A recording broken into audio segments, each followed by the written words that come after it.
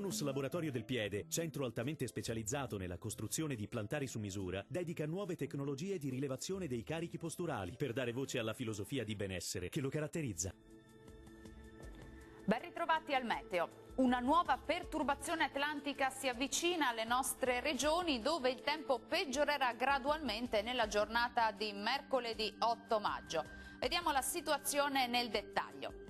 Sul Veneto sarà nuvoloso ma asciutto al mattino, col passare delle ore piogge via via più frequenti e anche di moderata intensità, specie sui settori montuosi. Temperature minime tra 6 e 12 gradi, massime comprese invece tra 16 e 19 gradi. Spostiamoci ora sul Friuli Venezia Giulia, dove avremo maggiori spazi soleggiati al mattino. Dal pomeriggio però il tempo si guasterà e via via le precipitazioni riguarderanno un po' tutta la nostra regione.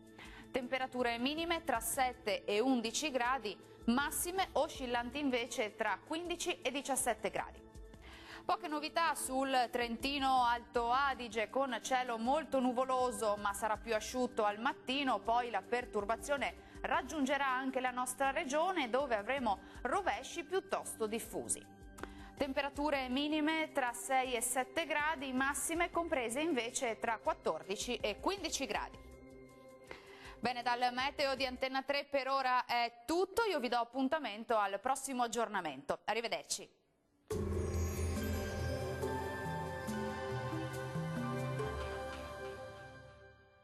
Tonus è il miglior negozio di calzature moda comoda. Qui troverete il più vasto assortimento di calzature Fratelli Tomasi. Eleganza e comodità, perché camminare è vivere.